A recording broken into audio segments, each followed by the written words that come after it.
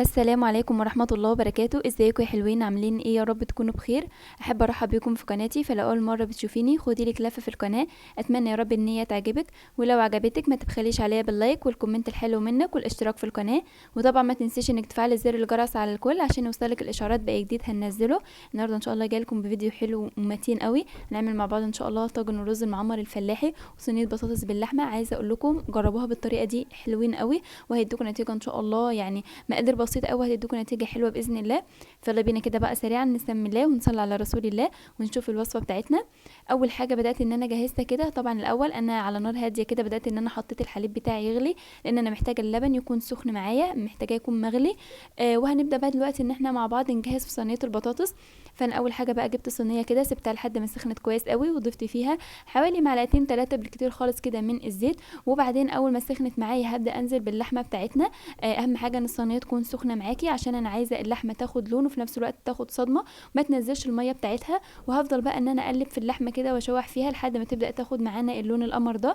او ما تبدا بس تتشوح معاكي كده وتاخد اللون الخفيف ده. هبدا بقى دلوقتي ان انا انزل بالبهارات بتاعتي.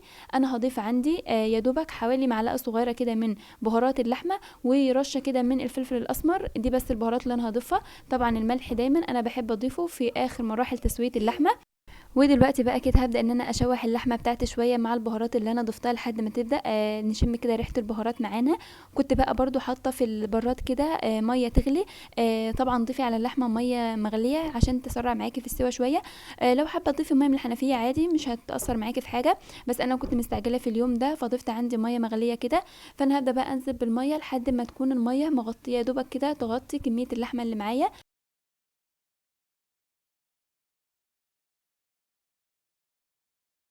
وخلاص بقى بعد ما ضفنا الميه كده هبدا انزل عليها برشه كده من السكر. عايزه اقول لكم بتسرح في سوى اللحمه وبتديكم نتيجه كويسه قوي. هبدا بقى دلوقتي اسيب اللحمه بتاعتنا على نار عاليه لحد ما تبدا تغلى معايا كويس قوي. وبعدين هبدا اهدي عليها النار واسيبها بقى تستوي براحتها، لان لازم اهم حاجه ان اللحمه تكون مستويه معاكي قبل ما تضيفي لها بطاطس وقبل ما تضيفي لها اي حاجه. فانا دلوقتي بقى هغطي عليها واسيبها على نار عاليه كده لحد ما تبدا تغلى كويس قوي. وبعدين هسيبها بقى لحد ما تستوي معانا. هنا بقى ما شاء الله كانت استوت، وكانت اللحمه يعني خلاص فاضل لها يعني يا دوبك غلوتين 3 بالكتير خالص. شايفين ما شاء الله؟ اظن باين ان هي قد ايه طريه وقد ايه خلاص بقى هي كده دخلت معايا في مرحله استوى. هبدا بقى دلوقتي انزل عليها بحوالي معلقه صغيره كده من الملح. وهبدا انزل برده معايا كده بالصلصه، دي صلصه بيتي. هبدا انزل بحوالي 3 او 4 معالق على حسب اللون اللي انت حباه. وهبدا بقى اقلب الصلصه كده في قلب الشوربه بتاعتنا. وطبعا بقى مجهزه الخضار بتاعي. مقطعه بصلايه كده حلقات، ومقطعه برده فلفل، ومقطعه البطاطس بتاعتنا. فانا هبدا دلوقتي بقى انزل بالبصل بتاعنا كده، وهنزل بقى كمان بالفلفل الاخضر. ضيفي حامي او بارد اللي يريحك. وطبعا بقى ممكن تزودي توابل عن كده، بس انا بصراحه بحب استمتع كده بنكهه صينيه البطاطس، فما بحبش ان التوابل تكون فيها كتيره فتغطي على طعمها. والبطاطس برضو بتاعتنا بقى كنت مقطعاها كده حلقات، بس حابه ان يكون فيها سمك شويه عشان تاخد معانا كمان وقت في السوا وتطلع كويسه، يعني ما ترقهاش قوي عشان ما تتهريش معاكي. هبدا بقى دلوقتي كده اقلب كل الكلام ده مع بعضه، اللحمه مع الخضار مع البطاطس، وابدا اسوي بقى ايه او اظبط شكل الصينيه شويه. وبعدين بقى بسيبها على نار عاليه كده لحد ما تبدا تغلى معانا كويس قوي. وهبدا بقى اهدي عليها النار واسيبها كده مع نفسها شويه لحد ما نبدا نجهز طاجن الرز المعمر بتاعنا. اول حاجه بقى هنا انا جبت الطاجن بتاعي كده وبدات بقى ان انا ضفت فيه، دول كانوا حوالي كوبايتين كده من الرز. وبعدين هنزل عليهم بحوالي 4 معالق من الزيت، وضفت كمان معلقه صغيره كده من الملح. ومعايا في الطبق هنا بقى كده قطعه كده من الزبده يعني او السمنه، حوالي كده معلقتين. وهنا بقى كان عندي كده شويه من القشطه فضفتهم برده. ممكن انك تضيفي علبه من الزبادي، ممكن تستغني عن القشطه وعن الزبادي خالص. انا اوقات كتيره بعملها بزيت وسمنه بس، لان كان متوفر عندي في اليوم ده قشطه فضفتها عادي، يعني المتوفر عندك ضيفيه. وبدات بقى ان انا قلبت السمنه والقشطه والرز كده مع بعض كويس قوي لحد ما كلهم كده اندمجوا مع بعض زي ما انتم شايفين. هبدا بقى دلوقتي ان انا انزل بالحليب بتاعي. ده يعني كان اقل كده من لتر من الحليب. انا ما استعملتوش كله زي ما انتم شايفين، انا خدته بس يعني يا دوبك يكون الرز متغطي بحوالي عقلتين كده صابع من اللبن. وبدات بقى ان انا قلبت كده، بس اهم حاجه زي ما قلت لكم اللبن يكون مغلي كويس قوي، لان انا عايزه اللبن يكون سخن عشان بحيث ان هو ما يعجنش الرز معاكي. وخدته بقى تقليبه كده، وبعدين هبدا بقى ان انا ادخله الفرن على الارضيه. وكنت بقى ضفت صينيه البطاطس معاه برده.